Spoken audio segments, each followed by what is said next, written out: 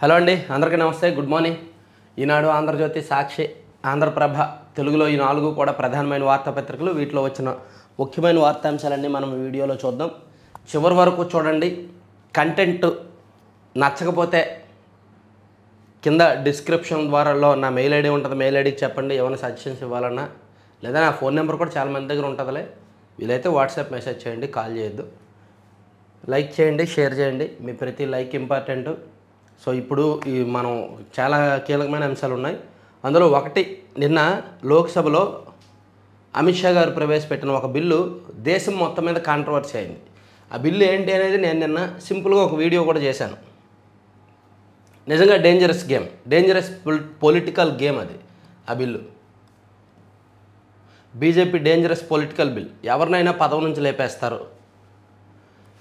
సాధారణంగా రాజకీయ నాయకులు అవినీతి చేసినప్పుడు వ్యవస్థలు, సిఐడి కావచ్చు, పోలీసులు కావచ్చు, లేదా ఏసీబీ కావచ్చు, లేదా సిబిఐ కావచ్చు, ఈడీ కావచ్చు, ఎవరైనా కేసు నమోదు చేసి దర్యాప్తు చేస్తున్నప్పుడు విచారణలో భాగంగా వాళ్ళని అరెస్ట్ చేస్తారు. ఒక 30 రోజుల పాటు జైల్లో ఉంటే 31వ రోజున ఆయన పదవి కోల్పోతాడు. ముఖ్యమంత్రి కావచ్చు, ప్రధానమంత్రి కానీ, కేంద్ర మంత్రి కానీ, రాష్ట్ర మంత్రి కానీ 31వ రోజున ఆటోమేటిక్గా ఆయన పదవి కోల్పోతాడు. ఇక్కడ ఒక చిన్న క్లాజ్ ఏంటంటే, చాలామంది కోర్టులు శిక్ష వేస్తేనే ఆ నేరం నిరూపితమై కోర్టులు శిక్ష విధిస్తే అప్పుడు పదవి కోల్పోతాడని చాలామంది అనుకుంటున్నారు. కాదు, అది ఆ బిల్లులో లేదు. జస్ట్ వ్యవస్థలు అరెస్ట్ చేస్తే చాలు. ఫర్ ఎగ్జాంపుల్, స్టాలిన్ గారి మీద ఒక ఆరోపణ ఉంది. నరేంద్ర మోదీ గారికో, అమిత్ షా గారికో స్టాలిన్ గారు నచ్చట్లా, స్టాలిన్ ప్రభుత్వాన్ని కూల్చేయాలని ఉంది.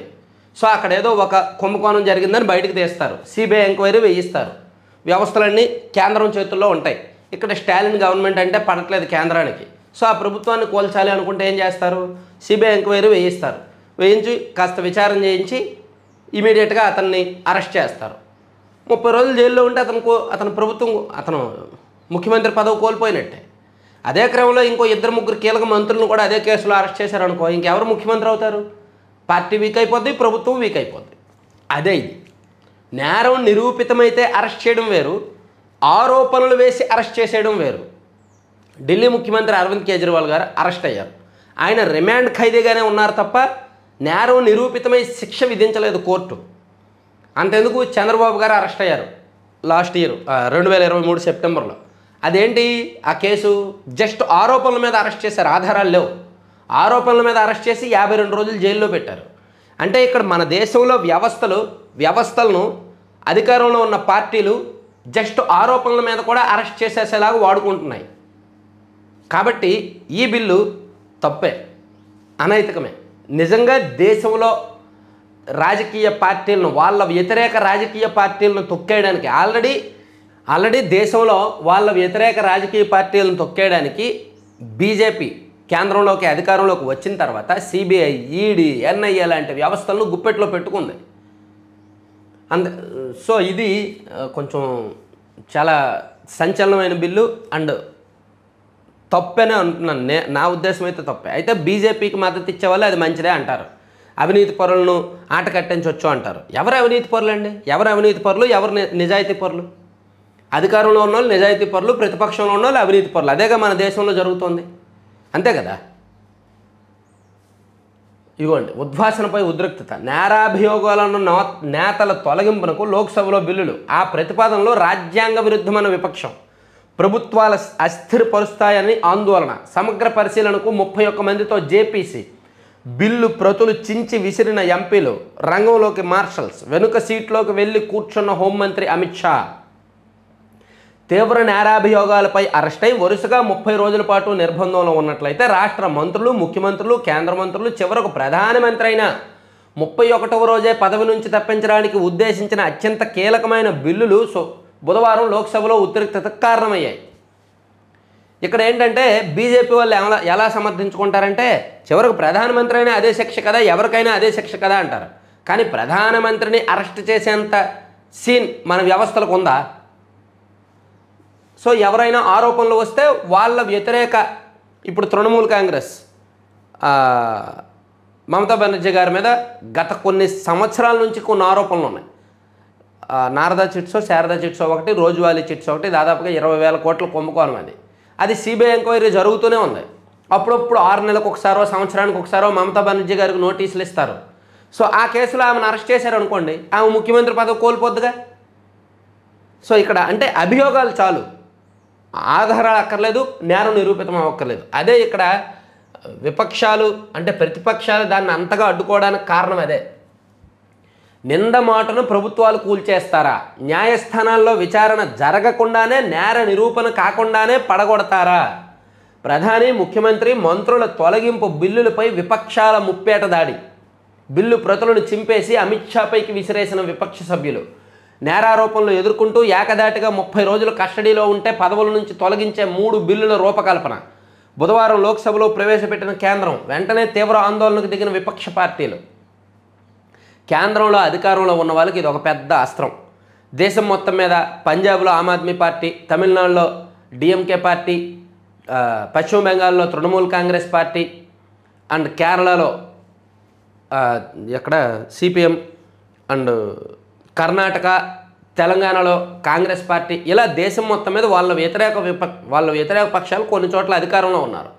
వాళ్ళను అస్థిరపరచడానికి, వాళ్ళను అరెస్ట్ చేయడానికి కేంద్రం ఈ బిల్లులను ఆసరాగా చేసుకొని సిబిఐను, ఈడీను రంగంలోకి దించి వాళ్ళ మీద కేసులు నమోదు చేయించి ఎంక్వైరీ చేయించి అరెస్ట్ చేస్తే వాళ్ళు పదవి కోల్పోతారు. ఇది అందుకు విపక్షాలు అడ్డుకుంటున్నాయన్నమాట ఈ బిల్లు చాలా సంచలనం. సో అందుకని విపక్షాలు అంత తీవ్రంగా అడ్డుకుంటున్నాయి. పదవీచ్యుతుల బిల్లుపై గొగ్గోలు, అరెస్ట్ అయిన పీఎం, సీఎం, మంత్రులను తొలగించే బిల్లులపై నిరసన. సో ఇది అన్ని పత్రికల్లో కూడా బ్యానర్ వేశారండి. ఇక ఆ టాపిక్ కాసేపు పక్కన పెడదాం, దాని మీద కొంచెం డీటెయిల్డ్గా నేను వీడియో చేస్తాను. ఆ బిల్లును వ్యతిరేకించేవాడు బీజేపీ వ్యతిరేక కాదు, ఆ బిల్లును వ్యతిరేకించేవాడు ఎన్డీఏ వ్యతిరేక కాదు, ఆ బిల్లును వ్యతిరేకించే ప్రతి ఒక్కడు కాంగ్రెస్ వాడు కాదు. ఆ బిల్లును వ్యతిరేకిస్తున్నాడు అంటే వ్యవస్థలను బీజేపీ మరీ అడ్డగోలుగా వాడుకోవడాన్ని వ్యతిరేకిస్తున్నట్టు లెక్క, అది అర్థం చేసుకోండి. ఏపీ ఆవిష్కరణల చిరునామా, అమరావతిలో రతన్ టాటా ఇన్నోవేషన్ హబ్ ఏర్పాటు చారిత్రాత్మకం, ప్రారంభోత్సవంలో సీఎం చంద్రబాబు వెల్లడి. 24 గంటల్లోనే 1.67 లక్షల రిజిస్ట్రేషన్లు, ఇన్నోవేషన్ బిజినెస్ స్టార్టప్ల నమోదులో గిన్నిస్ రికార్డు. రాష్ట్రం ఆవిష్కరణల కేంద్రంగా మారబోతోందని ముఖ్యమంత్రి చంద్రబాబు పేర్కొన్నారు. ఔత్సాహిక పారిశ్రామికవేత్తలు, స్టార్టప్లకు ఊతమిచ్చేలా అమరావతిలో రతన్ టాటా ఇన్నోవేషన్ హబ్ ప్రారంభించడం చారిత్రాత్మకమన్నారు. ఆయన ఆలోచనలు సజీవంగా ఉంచాలన్న ఆలోచనతో ఇన్నోవేషన్ హబ్ ఏర్పాటు చేస్తున్నామని చెప్పారు. సమాజానికి తిరిగి ఇచ్చేద్దామనే విధానాన్ని రతన్ టాటా అవలంబించారని, టాటా ట్రస్ట్ ద్వారా అనేక సామాజిక కార్యక్రమాలు నిర్వహించారని గుర్తు చేశారు.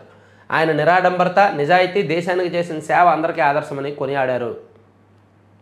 సో ఇది రతన్ టాటా ఇన్నోవేషన్ హబ్ నిన్న అమరావతిలో ప్రారంభించారు.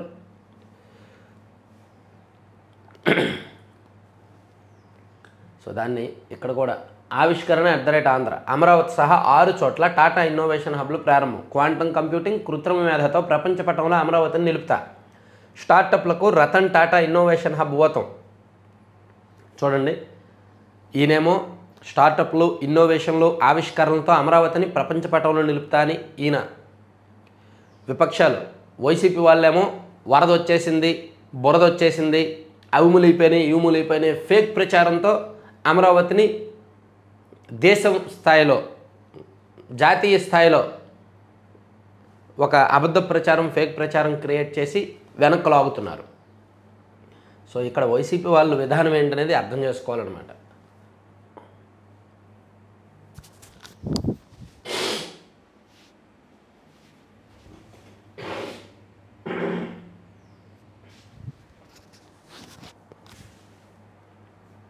చంద్రబాబుకు రోబో స్వాగతం. ముఖ్యమంత్రి కార్యక్రమం అనగానే అధికారులు, నాయకుల హడావిడి, ప్రోటోకాల్, స్వాగత ఏర్పాట్లు మామూలుగా ఉండవు. అటువంటిది అయితే సీఎం చంద్రబాబుకు ఊహించిన వినూత్న స్వాగతం లభించింది. జాగలం ఆకారంలో ఉన్న ఓ రోబో ఆయనకు ఎదురుగా వచ్చి ఇలా హాయ్ చెప్పి వెనక కాళ్ళపై లేచి నిల్చొని నమస్కారం చేసింది. రోబోను చూసి ముచ్చటపడ్డ చంద్రబాబు కూడా సంతోషంతో ప్రతి నమస్కారం చేశారు. సో ఇది మనం ఇటువంటి రోబోలు స్వాగతం పలకడం మనం ఐపీఎల్లో చూసాంగా. ఐపీఎల్ జరుగుతున్నప్పుడు గ్రౌండ్లో ఇటువంటి రోబోలు సందడి చేసాయి. సేమ్ అదే క్రమంలో నిన్న ఇన్నోవేషన్ హబ్లో కూడా రోబో వచ్చింది, అదే రాశారు. 175 నియోజకవర్గాల్లో కూడా ఏర్పాటు చేస్తాము. P4 కింద పేదరిక నిర్మూలనకు ప్రయత్నం. సీఎం ఇన్నోవేషన్ బిజినెస్ స్టార్టప్ల కోసం 24 గంటల్లోనే 1,67,321 రిజిస్ట్రేషన్లు తొలి రోజే గిన్నీస్ రికార్డు నమోదు. ఓకే, ఈ గిన్నీస్ రికార్డులు ఎక్కువ అయిపోతున్నాయా? అమరావతిలో హట్కో కన్వెన్షన్ సెంటర్ అంతర్జాతీయ ప్రమాణాలతో 10 ఎకరాల్లో నిర్మాణం, ఎకరానికి 4 కోట్ల చొప్పున చెల్లించాలో ఒప్పందం. ఇండియా హ్యాబిటేట్ సెంటర్ స్థాయిలో కార్యాలయం. మార్చి నాటికి 10 లక్షల ఇల్లు, వచ్చే నెలలో 3 లక్షల సామూహిక గృహప్రవేశాలు, సంక్రాంతి నాటికి లబ్ధిదారులకు మరో 2 లక్షల ఇల్లు. ఇల్లు లేని పేదల గుర్తింపునకు 15 రోజుల్లోగా సర్వే. పెద్ద కుటుంబాల వారికి ఉమ్మడి గృహ నిర్మాణం. గృహ నిర్మాణ శాఖపై సమీక్షలో సీఎం ఆదేశాలు. ఒకసారి చూడండి, ఇది సరదాగా స్క్రీన్ షాట్ తీసి పెట్టుకోండి, ఎవరైనా నోట్ చేసి పెట్టుకోండి. మళ్ళీ గృహ నిర్మాణ శాఖ మీద ఒక నెల రోజుల్లోనో 15 రోజుల్లోనో సమీక్ష చేస్తారు. అప్పుడు ఈ టాపిక్ ఉండదు, మళ్ళీ అప్పుడు వేరే టాపిక్ ఉంటుంది, వేరే డాబులు ఉంటాయి. సో ఇక్కడ శాఖల మీద సమీక్షలో సీఎం గారు ఏం చేస్తున్నారంటే లక్ష్యాలు విధిస్తున్నారు, ఒక యాక్షన్ ప్లాన్ రూపొందిస్తున్నారు. సో అదే శాఖ మీద మళ్ళీ ఒక 10 రోజుల తర్వాత, 15 రోజుల తర్వాత, నెల రోజుల తర్వాత రివ్యూ చేసినప్పుడు ఈ లక్ష్యాలు ఉండవు, అవి పక్కెళ్ళిపోయి వేరే వస్తాయి, మళ్ళీ వేరే టాపిక్స్ వస్తాయి. అదే గవర్నమెంట్ అయిపోయింది. అందుకే రివ్యూల్లో పెద్ద పెద్ద మాటలు చెప్తారు, పెద్ద పెద్ద కబుర్లు చెప్తారు, ఆచరణలోకి వచ్చేసరికి అవన్నీ జరగట్లేదు. అసలు రాష్ట్రంలో ఎన్ని ఇళ్ళు అండి, ఏమంటే టిట్కో ఇల్లు అండి, అపార్ట్మెంట్లు కట్టేసి చెదలు పట్టేసి మూలన పడున్నాయండి. రాష్ట్రం మొత్తం మీద అనంతపురం ఏమి, ఏలూరు ఏమి, ఒంగోలు ఏమి, చాలా చోట్ల అలాగే ఉన్నాయండి. వాటిని వాడుకోవాలంటే 2 నెలలు చాలండి. ఆ టిట్కో ఇళ్లను మళ్ళీ లైన్లోకి తీసుకొచ్చి మళ్ళీ వాటిని కాస్త ఫైనల్ చేసేస్తే, లబ్ధిదారులకు ఇచ్చేస్తే 2 నెలలు చాలండి. దాని గురించి ఎవడూ ఆలోచించట్లేదు అసలు.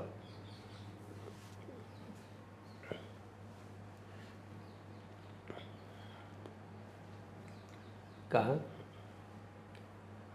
మద్యం కుంభకోణానికి వాసుదేవరెడ్డి, సత్యప్రసాద్లు తలలాంటి వారు. తల లేకుంటే శరీరం కుప్పకూలిపోతుంది. ట్రంకు పెట్టెల కొద్దీ సాక్ష్యాలు ఉన్నప్పుడు నిందితులను అప్రూవర్గా మార్చాల్సిన పనేంటి? దర్యాప్తు సంస్థ, పిటిషనర్ల మధ్య అవగాహన జరిగినట్టు స్పష్టమవుతోంది. ఏసీబీ కోర్టు వ్యాఖ్యలు, ముందస్తు బెయిల్ పిటిషన్లు కొట్టివేత. ఇక్కడ ఒక డ్రామా జరిగింది. తెలుగుదేశం పార్టీ లీగల్ సెల్ వాళ్ళ డ్రామాను ఏసీబీ కోర్టు తిప్పికొట్టింది. వాళ్ళను అప్రూవర్లుగా మార్చి బయటకు తీసుకురావాలని కొంతమంది టీడీపీ లీగల్ సెల్లో అడ్వకేట్ జనరల్ గారి టీం కొంతమంది ట్రై చేశారు. వాళ్ళని బయటకు తీసుకొచ్చి అప్రూవర్లుగా మార్చేస్తే కేసు ఇంకా సీరియస్ అవుద్ది అని. కానీ కోర్టు అందుకు ఒప్పుకోలే. ఆల్రెడీ మీ దగ్గర అన్ని వాళ్ళని అప్రూవర్లుగా మార్చి కేసు సీరియస్ చేయాలని ఇంకా ఆధారాలు సేకరించాలని భావించారు. కానీ కోర్టు అందుకు ఒప్పుకోలే. ఆల్రెడీ మీ దగ్గర ట్రంకు పెట్టెల కొద్ది ఆధారాలు ఉన్నాయి కదా, అన్ని ఆధారాలు ఉన్నాయి, ఇంకా అప్రూవర్లుగా మార్చాల్సిన అవసరం ఏముంది, నిందితులకు సహకరించాల్సిన అవసరం ఏముంది అని చెప్పి కోర్టు క్లాస్ పీకిందనమాట. సో ఇది ఒక చిన్న డ్రామా ఉందిలే, ఆ డ్రామా నేను నెక్స్ట్ వీడియోలో చెప్తాను. ఇక 1,42,765 మంది రైతులకు మాత్రమే అన్నదాత సుఖీభావ వచ్చింది. ఎన్నికల కోడ్ ఉన్న కారణంగా మిగిలిన వాళ్ళకి ఆపేశారనమాట.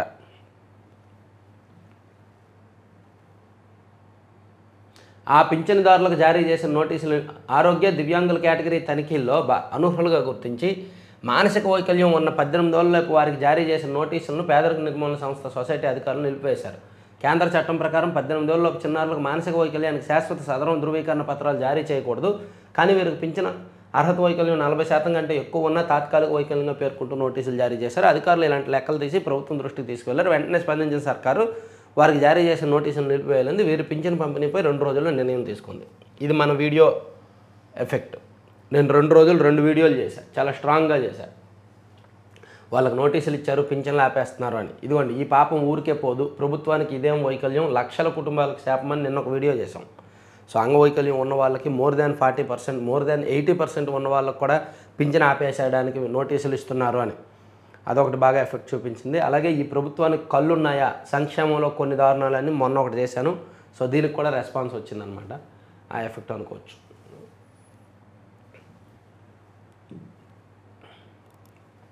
ఇంకా గవర్నర్ల ఇష్టారాజ్యం చెల్లదు, సుప్రీంకోర్టు కీలక వ్యాఖ్యలు.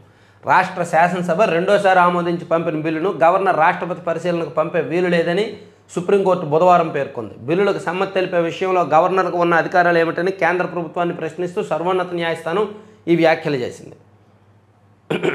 ఇది కొంచెం పెద్ద ఇష్యూ కాబోతుంది. ఇక ఢిల్లీ ముఖ్యమంత్రి మీద దాడి జరిగిందండి నిన్న. దేశ రాజధాని ఢిల్లీలో ముఖ్యమంత్రి రేఖా గుప్తాపై దాడి జరిగింది. ప్రజా సమస్యలను తెలుసుకునేందుకు ప్రతి వారం నిర్వహిస్తున్న జన్ సువాయ్ కార్యక్రమంలో ఈ ఘటన చోటు చేసుకుంది. ఫిర్యాదుదారు ముసుగులో వచ్చిన దుండగుడు పత్రాలను అందిస్తూ సీఎంపై ఒక్కసారిగా దాడికి తెగబడ్డాడు. ఈ అనూహ్య ఘటనలో ఆమె తల, భుజం, చేతులకు గాయాలైనట్టు సమాచారం. వెంటనే అప్రమత్తమైన పోలీసులు దుండగుడిని అదుపులోకి తీసుకున్నారు. అతన్ని గుజరాత్లోని రాజ్కోట్కు చెందిన ఆటో డ్రైవర్ సకారియా రాజేష్ భాయ్ కిమ్జీబాయిగా గుర్తించారు. పక్కా ప్రణాళికతోనే అతను దాడి చేశాడని, ఇది ఆషామాషీ వ్యవహారం కాదని, దీనివల్ల సీఎం ప్రాణాలకే ప్రమాదమని పోలీసులు తెలిపారు. పక్కా ప్రణాళికతో దాడి చేశాడంట. సో అతను ఎందుకు చేశాడు ఏంటనేది పోలీసులు ఎంక్వైరీ చేస్తున్నారు. ఇక ఎస్సీ వర్గీకరణకు ఆమోదించిన కర్ణాటక సర్కారు అసెంబ్లీలో ప్రకటించిన సీఎం సిద్ధరామయ్య. ఇక ఉపరాష్ట్రపతి పదవికి రాధాకృష్ణన్ నామినేషన్ దాఖలు కార్యక్రమంలో పాల్గొన్న ప్రధాని మోదీ, కేంద్ర మంత్రులు, ఎన్డీఏ భాగస్వామ్య పక్షాల నేతలు.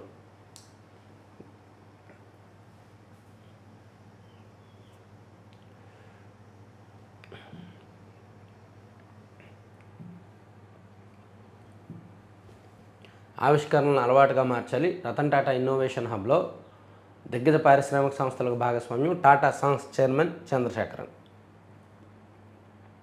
సీఎంకు రోబో స్వాగతం. తిథిదేవిపై సాక్షి మీడియా దుష్ప్రచారం. 10 కోట్లకు పరువు నష్టం దావా వేశాం, వెంటనే క్షమాపణ చెప్పాలి. భవిష్యత్తులో 1-2 గంటల్లోనే శ్రీవారి దర్శనం. అన్యమత ఉద్యోగులకు బదిలీ. VRS TTD chairman BR Naidu. So Tirumala Tirupati Devasthanam మీద ఈ మధ్య సాక్షిలో వరుసపెట్టి కొన్ని వార్తలు వస్తున్నాయి, అసత్య ప్రచారాలు వస్తున్నాయి. సో దాని మీద టీటీడీ సీరియస్ అయింది. 10 కోట్ల పరువు నష్టం దావా వేశారంట. సాక్షి మీడియా తక్షణమే తిథిదేవికి బేషరతుగా క్షమాపణలు చెప్పాలని డిమాండ్ చేశారు. సాక్షి ద్వారా అసత్య ప్రచారం చేస్తున్న జగన్, భారతిరెడ్డిలు తిరుమలకు వచ్చి స్వామివారి ప్రసాదం స్వీకరించి మాట్లాడాలని సవాల్ విసిరారు. ఇదంతా పెద్ద విషయం కాదండి. వాళ్ళకి చాలా లింకులు ఉన్నాయి. ఆ లింకులన్నీ కూడా అవసరం కొద్దీ వాడుకుంటారు. ఇక జగన్ రాజీనామా ఇస్తే మా జడ్పీటీసీలు చేస్తారు. మాజీ ఎమ్మెల్సీ బీటెక్ రవి గత అసెంబ్లీ ఎన్నికల్లో పరాజయానికి ఈవీఎంలే కారణమని ఆరోపించిన వైకాపా అధినేత జగన్ ఇప్పుడు బ్యాలెట్ విధానంలో పులివెందులో, ఒంటిమిట్టలో జరిగిన జడ్పీ ఎన్నికల్లో ఓటమి పాలయ్యారని మాజీ ఎమ్మెల్సీ బీటెక్ రవి ఎద్దేవా చేశారు. సో మీరు ఎమ్మెల్యే పదవికి రిజైన్ చేస్తే మా వాళ్ళు కూడా జడ్పీటీసీ పదవికి రిజైన్ చేస్తారు, అందరం కలిపి మళ్ళీ బ్యాలెట్ పద్ధతిలో ఎన్నికలకు వెళ్దామని చెప్పి ఆయన చెప్పారు. చంద్రబాబుతో దగ్గుబాటి వెంకటేశ్వర ప్రసాద్ భేటీ. కట్టు దాటొద్దని ఎమ్మెల్యేకి హెచ్చరిక. ఏం చేస్తారు? ఇంకా అంతకుమించి వార్నింగ్ ఇవ్వడం తప్ప ఏమీ చేయలేరు. వాళ్ళ పదవి పీకలేరు, వాళ్ళ పవరు పీకలేరు. ఏదో ఎలా చేయొద్దు బాబు అని చెప్తారు అంతే. ఇదిగో నిన్న శ్రీశైలం ఎమ్మెల్యే రెచ్చిపోయాడు. ఎమ్మెల్యేలందరూ మరీ ఎలా తయారయ్యారంటే, ఇక కిలాడి లేడీ జైలుగూటికి, మరో 3 అనుచరులు కూడా అరెస్టు, 4గురికి వచ్చే నెల 3 వరకు రిమాండ్. బిల్డర్ను చంపేస్తామని బెదిరించిన కేసులో అర్ధరాత్రి అదుపులోకి తీసుకున్న పోలీసులు. హైదరాబాద్ పారిపోతుండగా అద్దంకి వద్ద పట్టివేత. సో ఈమెను కూడా అరెస్ట్ చేశారు. ఇప్పుడు ఈమెను కూడా నెల్లూరు జైల్లో పెడతారా? ఆయన శ్రీకాంత్ నెల్లూరు జైల్లో ఉండి ఈమె కూడా నెల్లూరు జైల్లో ఉంటే ఏమైనా జరగచ్చు, చూసుకోండి. ఇప్పుడు ఈమెను ఏ జైల్లో పెట్టారు ఇంతకీ? సరే, అది పక్కన పెట్టేస్తే మీరు సెపరేట్ వీడియో చేయాల్సిన అంశంలో ఇది. తర్వాత ప్రాణాలు తీసిన ఈత సరదా అండి. కర్నూలు జిల్లా ఆస్పరిలో నీటి కుంటలో ఈత కొట్టేందుకు వెళ్ళి 7గురు వెళ్తే అందులో 6గురు చిన్నారులు చనిపోయారండి. ఎంత విషాదమో చూడండి. నీటి కుంటలో ఈత కొట్టేందుకు వెళ్ళిన చిన్నారులు మృత్యువుడికి చేరిన విషాద ఘటన కర్నూలు జిల్లా ఆస్పర్ మండలం చిగిలి గ్రామంలో జరిగింది.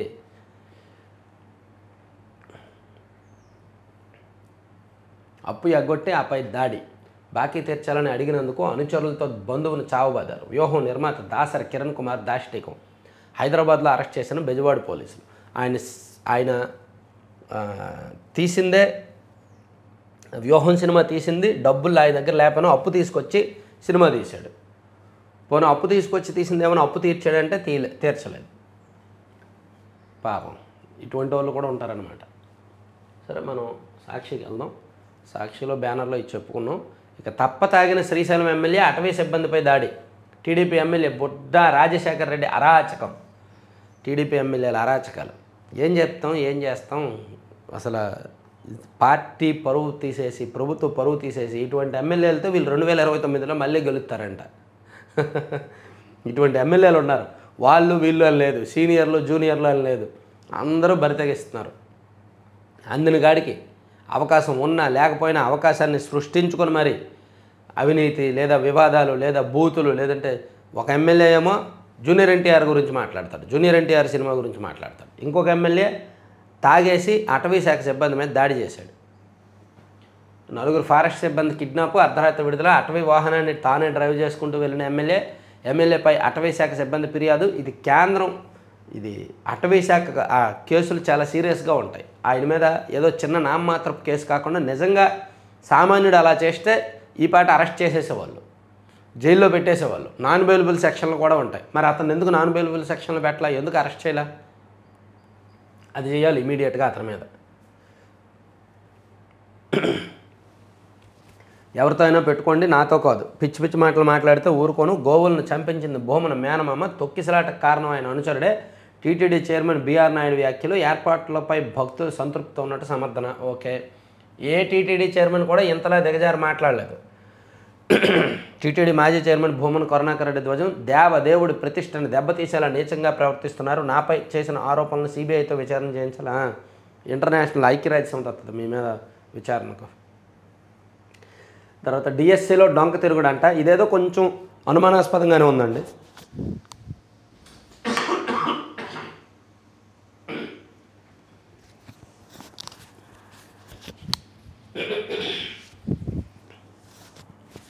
ఇది కొంచెం అనుమానాస్పదంగానే ఉంది యాక్చువల్లీ. డిఎస్సిలో మెరిట్ లిస్ట్ ప్రకటించకుండానే ఎంపిక చేసేస్తారంట. ఇది కొంచెం సస్పిషియస్, అనుమానాస్పదమే. ప్రభుత్వంలో ట్రాన్స్పరెన్సీ లేదేమో. నియామకాల్లో ట్రాన్స్పరెన్సీ పాటించకపోతే లక్షలాది మందిలో ప్రభుత్వం మీద వ్యతిరేకత వస్తుంది, అది చూసుకోవాలి. ఎంపికైన అభ్యర్థుల ఫోన్లకు నేరుగా మెసేజ్ పంపుతామనడంపై అనుమానాలు. తమకు కావాల్సిన వారికి పోస్టులు ఇచ్చేందుకు అడ్డదారులు. టెట్ మార్కులు సరిగ్గా నమోదు చేయలేదంటూ అభ్యర్థులపై నెపం. పూర్తి డేటా ఉన్నా సరిచేయకుండానే డిఎస్సిలో మార్కులు విడుదల. తుదికీలో తప్పులు సరిచేయకుండా అభ్యర్థులకు అన్యాయం. ఇప్పుడు మెరిట్లో ఎవరు ఉన్నారో చెప్పకుండా నియామకాలకు రంగం సిద్ధం. ఎక్స్ సర్వీస్మెన్ కోటా తొలగింపుపై న్యాయ పోరాటానికి అభ్యర్థుల సన్నాహాలు. ముసురుగుంటున్న వివాదాలు. 3.36 లక్షల మంది జీవితాలతో కూటమి సర్కారు చెలగాటం. ప్రభుత్వ పెద్దల తప్పిదాలకు నిన్న విద్యార్థులు నేడు ఉద్యోగార్థులు బలి అని డిఎస్సిలో జరుగుతున్న తప్పిదాలను, అంటే ఇక్కడ ట్రాన్స్పరెన్సీ మిస్ అయితే మాత్రం ప్రభుత్వానికి చెడ్డ పేరు వస్తుంది. మెరిట్ లిస్ట్ ప్రకటించకుండా ఎంపిక చేస్తే మాత్రం ఖచ్చితంగా కొన్ని అనుమానాలు వస్తాయి. ఇక ఉద్యోగుల వెతలు. సిఎస్ కబుర్లు. జేఎన్సీ భేటీలో ఉద్యోగులకు లభించని స్పష్టమైన హామీ. కూటమి ప్రభుత్వం ఏర్పడిన ఏడాది తర్వాత నిర్వహించిన జాయింట్ స్టాఫ్ కౌన్సిల్ సమావేశంలో ఏ సమస్యపైన ఉద్యోగులకు స్పష్టమైన హామీ లభించలేదు. ఓకే, 6 చిన్నారులను మింగిన నీటి కుంట. చిన్న నీటి కుంటలో పడి 6 చనిపోయారంట. ఎంత దారుణం చూడండి. విశాఖ ఉక్కు అమ్మకం కుట్రలో బాబు పవన్ భాగస్తులే. విశాఖ స్టీల్ ప్లాంట్ అమ్మకానికి కేంద్రం చేస్తున్న కుట్రలో ముఖ్యమంత్రి చంద్రబాబు, ఉప ముఖ్యమంత్రి పవన్ కళ్యాణ్ ఇద్దరు భాగస్తులేనని మాజీ మంత్రి వడ్డే శోభనాద్రేశ్వరరావు మండిపడ్డారు. కరెక్టే, ఒప్పుకుందాం. పవన్ కళ్యాణ్ గారు, చంద్రబాబు నాయుడు గారు, జగన్మోహన్ రెడ్డి గారు ముగ్గురు కలిపి విశాఖ ఉక్కుకు వెన్నుపోటు పొడిచారు. దాన్ని ఒప్పుకోవాలి మనం. కేంద్రం దగ్గర బొక్కబోర్లా పడి సాగిలపడి విశాఖ ఉక్కు అన్యాయం చేశారు. ఇక అంతర్జిల్లాల బదిలీలకు షెడ్యూల్. ఉపాధ్యాయులు, ప్రధాన ఉపాధ్యాయుల అంతర్జిల్లాల బదిలీలకు మార్గం సుగమమైంది. జీవిత భాగస్వామి మ్యూచువల్ బదిలీలు చేపట్టేందుకు ప్రభుత్వం గ్రీన్ సిగ్నల్ ఇచ్చింది. మాజీ మంత్రి కాకాన్ని వెంటాడిన పోలీసులు. నిన్న జైలు నుంచి విడుదలయ్యాక ఆయన మళ్ళీ పోలీసులు వెంటాడారంట.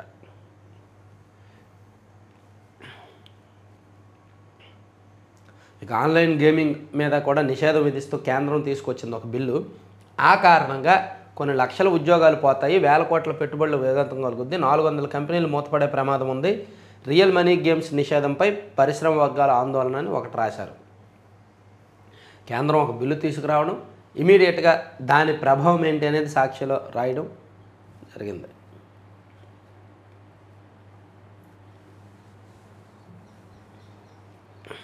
శ్రీవారికి 121 కిలోల బంగారు కానుక ఇచ్చాడంట ఒక భక్తుడు. 140 కోట్ల విలువైన భారీ కానుక. ఆధునిక చరిత్రలో ఇదే మొదటిసారి. టీటీడీ ఖజానాలో 10,000 కిలోలకు పైగా స్వర్ణం. ఏం చేస్తాం? ఇక్కడ నేను మళ్ళీ మాట్లాడితే ఏమైనా తప్పు అవుద్దేమో. తప్పు అయినా సరే క్షమించాలి. కానీ ఆల్రెడీ 1000 కోట్లు ఆస్తులుండి 1000 కిలోల బంగారం ఉన్న తిరుమలకు ఇంకా బంగారము డబ్బులు ఇస్తూనే ఉన్నారంటే తిరుమల వెంకటేశ్వర స్వామి దేవుడే. దేవుడు ఎక్కడైనా దేవుడే కదా. అంటే నా ఫార్ములా చెప్తున్నా, దేవుడు ఎక్కడైనా దేవుడే, ఆలయం ఎక్కడైనా ఆలయమే. కాకపోతే తిరుమల వెంకటేశ్వర స్వామి పవిత్రత వేరు. అందుకని మనం అవకాశం ఉన్నప్పుడు వెళ్తాం, దర్శించుకుంటాం, దర్శనం చేసుకొని వస్తాం, మనకు స్థాహత కొద్దీ కానుకలై సమర్పించుకుంటాం. అయితే రాష్ట్రంలో దాదాపుగా వేలాదిగా ఆలయాలు ధూపదీప నైవేద్యం లేక, కనీసం అక్కడ పూజారులకు నిర్వహణ ఖర్చులు కూడా లేక రాక ఇబ్బందులు పడుతున్నారు. కనీసం నెలకు ఒక 5,000 కూడా సంపాదించలేక ఎంతోమంది అనారోగ్యానికి గురైతే పట్టించుకునే వాళ్ళు లేక ఇలా ఉందన్నమాట. సో నిజంగా భక్తి అనేవాళ్ళు దేవుడు ఎక్కడైనా దేవుడే కాబట్టి ఆదుకోవాలి. చిన్న చిన్న ఆలయాలను ఆదుకోవాలి, చిన్న చిన్న ఆలయాల పూజారులను ఆదుకోవాలి. అలా ఆదుకుంటే ఒకవైపు మాధవ సేవ అవుద్ది, మరోవైపు మానవ సేవ అవుద్ది. దేవుడికి సేవ చేసినట్టే మానవుడికి సేవ చేసినట్టే అవుతుంది. సో ఇక్కడ 1,000 కోట్ల ఆస్తులుండి 1,000 కిలోలకు పైగా బంగారం ఉన్న చోటకే ఇంకా ఇస్తూ పెంచుతున్నారు. కింది స్థాయిలో పోనీ టీటీడీ ఏమైనా రాష్ట్రంలో ఉన్న అన్ని ఆలయాలను దత్తత తీసుకొని అన్ని ఆలయాలకు నెలకి ఇంత టీటీడీ ట్రస్ట్ ద్వారా ఏమైనా ఇస్తున్నారంటే ఇవ్వట్లా. ఏదో అక్కడక్కడ కొన్ని టీటీడీ ఆలయాలు కడుతున్నారు అంతే. సో అంటే ఉన్న వాళ్ళకే అలా వెళ్తున్నాయి, లేని వాళ్ళు లేకుండా పోతున్నారు అనేది నా ఫార్ములా, నాది నేను చెప్పిన పాయింట్ అనమాట. అర్థం చేసుకున్న వాళ్ళకి అర్థమైనంత.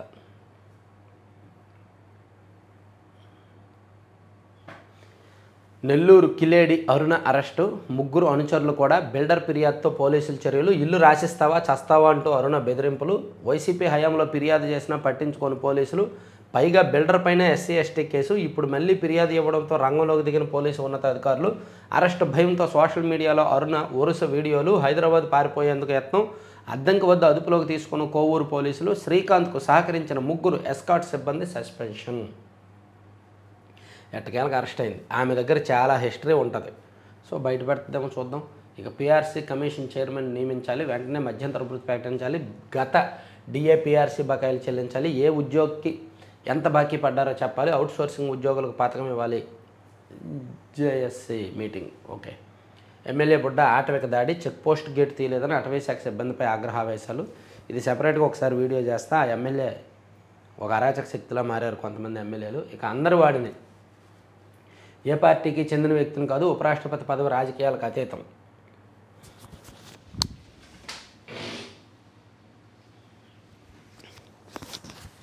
దేశంలో 64% ప్రజలకు ప్రాతినిధ్యం వహిస్తున్న పార్టీలు నాకు మద్దతు ఇస్తున్నాయి. అర్హుణ్ణే ఎన్నుకోవాలని ఎన్డీఏను కోరుతున్నా.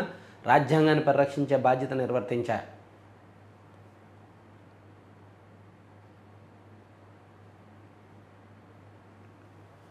సో సుదర్శన్ రెడ్డి గారికి సంబంధించి ఒక వార్త గట్టిగానే ఇచ్చారు. తర్వాత భారత ఉత్పత్తులు మేము కొంటాం, రష్యా చమురు కొనొద్దంటూ భారత్పై అమెరికా ఆంక్షలు విధించడం అన్యాయం, ఏకపక్షం. ఈ ఏడాది చివరిలో మోదీ పుతిన్ భేటీ. రష్యా ఎంబసీ అధికారి రోమన్ బబుష్కిన్ భారత్కు చమురుపై 5% రాయితీ ఇస్తాం. రష్యా వాణిజ్య ప్రతినిధి ఇవ్ జెనీ వెల్లడి. రష్యా ఉక్రెయిన్ యుద్ధాన్ని ఆపేందుకే భారత్పై సుంకాలు. White House secretary. భారత్లోని కొన్ని సంపన్న కుటుంబాలు రష్యా చమురు అమ్మి లాభపడుతున్నాయి. భారత్ కొనుగోలులో 42% రష్యా నుంచే. అమెరికా ఆర్థిక మంత్రి స్కాట్ బిసెంట్. తర్వాత ఢిల్లీ సీఎం మీద దాడి, వ్యూహ నిర్మాత దాసన్ కిరణ్ అరెస్టు, ఇవన్నీ కూడా ఇచ్చారు. ఇవన్నీ మనం చెప్పుకున్నాయి. తర్వాత ప్రజలు ఎన్నుకున్న రాష్ట్ర ప్రభుత్వాలు గవర్నర్ల దయాదాక్షిణ్యాలపై నడవాలా అనేది సుప్రీంకోర్టు కామెంట్స్. ఇవన్నీ ఓకే. ఆంధ్రప్రభ ఒక్కసారి చూద్దామా, అంటే వీటికి మించి వేరే వార్తలు ఏమైనా ఇస్తే చదువుదాం, లేకపోతే లేదు. ఇదిగోండి, మార్చి 10లోగా ఇల్లు, నెలలోగా 3 లక్షల గృహప్రవేశాలు, అర్హులకు గుర్తింపు, 15 రోజుల్లో సర్వే, ఏడాదిలో 2013 కోట్ల నిర్మాణాలని రాశారు. తర్వాత ఆవిష్కరణల అడ్డా అని దీనిలో కూడా హైలైట్ చేశారు. తప్పు చేస్తే 30, పిఎం సీఎం ఎవరైనా ఇంటికే.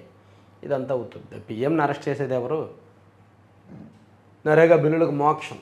గత ప్రభుత్వం ఎగవేసిన బిల్లుల చెల్లింపునికి రంగం సిద్ధం. కేంద్రంతో సంప్రదింపులు కాదు మేస్టర్, సంప్రదింపుల అనంతరం గ్రీన్ సిగ్నల్.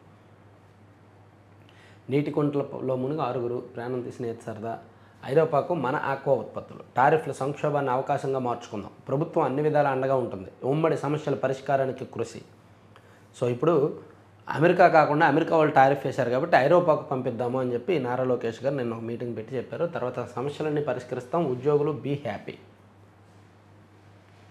ఇక డీల్ కుదిరితే స్వర్గానికే. నా లక్ష్యాలు మానవ మాత్రలకు సాధ్యం కావు. రష్యా ఉక్రెయిన్ శాంతి చర్చలపై ట్రంప్ వ్యాఖ్యలు. జస్టిస్ సుదర్శన్ రెడ్డి నేడు నామినేషన్ దాఖలు.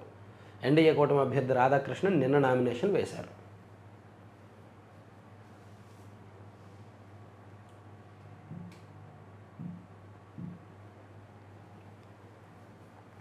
ఆన్లైన్ గేమింగ్ బిల్లుకు లోక్సభ పచ్చజెండా. ప్రతిపక్షాల ఆందోళన మధ్య మూజువాని ఓటుతో ఆమోదం. అతిక్రమణదారులకు 3 ఏళ్ల జైలు, కోటి వరకు జరిమానా.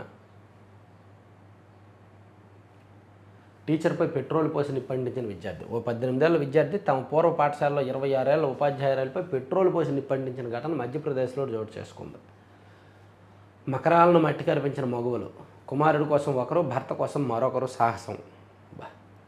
ఉత్తరప్రదేశ్లోని బహరాయిచ్ జిల్లాలో 2 మొసళ్లను ఎదిరించి 2 మహిళలు ఒక్కసారిగా ప్రముఖులుగా మారిపోయారు. వేరువేరుగా జరిగిన 2 సంఘటనల్లో ఒకరు తన 5 ఏళ్ల కుమారుడిని రక్షించుకోగా మరొకరు తన భర్తను కాపాడుకోగలిగారు. మొసలి బాలుడిని మురుగునీటి కాలువలోకి లాక్కుపోయింది. చిన్నారి కేకలు విన్న అతని తల్లి వెంటనే అక్కడికి చేరుకొని ప్రాణాలకు తెగించి అందులోకి దూకి తన శక్తిని అంతా కూడదీసుకొని ఓ చేతిలో బాలుడిని గట్టిగా పట్టుకొని మొసలి ఈడ్చుకోపోకుండా నిలువరించింది. మరో చేతిలో ఇనుప కడ్డీతో మొసలిని పదే పదే బలంగా కొట్టింది. దీంతో ఆ మకరం బాలుని విడిచిపెట్టి నీటిలోకి మునిగి పారిపోయింది. వావ్! 2 ఘటనలు జరిగాయంట ఉత్తరప్రదేశ్లో. రాజ్యాంగానికి కట్టుబడిన వ్యక్తి జస్టిస్ సుదర్శన్ రెడ్డి. కాంగ్రెస్ అగ్రనేత రాహుల్ గాంధీ నేడు విపక్ష కూటమి ఉపరాష్ట్రపతి అభ్యర్థి నామినేషన్. ఆఫ్ఘనిస్తాన్లో ఘోర బస్సు ప్రమాదం, 79 మంది మృతి. గంపగొత్తగా నియామకాలను రద్దు సమ్మతం కాదు సుప్రీంకోర్టు. విడాకులు తీసుకున్నాక ఈగోలు చచ్చిపోవాలి. ఓ జంటను ఉద్దేశిస్తూ సుప్రీంకోర్టు వ్యాఖ్య. విడాకులు తీసుకున్నాక కూడా ఈగోలు చచ్చిపోవే. విడాకులు చేసుకున్నాక ఈగోలు ఇంకా పెరిగిపోతాయి. నా జీవితం నీ వలన ఇలా తయారైంది అని పాతేసి పారిపోయింది అన్నాడు. ఓ భార్యను చంపేసిన ఓ భర్త దుష్ప్రచారం. తన భార్య శవాన్ని శ్మశానంలో పాతిపెట్టి ఆమె వేరొకరితో వెళ్ళిపోయిందని నమ్మించే ప్రయత్నం చేస్తూ అడ్డంగా దొరికిపోయాడు ఆ భర్త. ఇవి నేషనల్ వార్తలు. సో ఓవరాల్గా 3 పత్రికల్లో వచ్చిన 4 పత్రికల్లోని వార్తాంశాలు ఇవి. చివరి వరకు చూసిన ప్రతి ఒక్కరికి ధన్యవాదాలండి. Thank you very much. Like చేయండి, లైక్ చేసి వెళ్ళండి.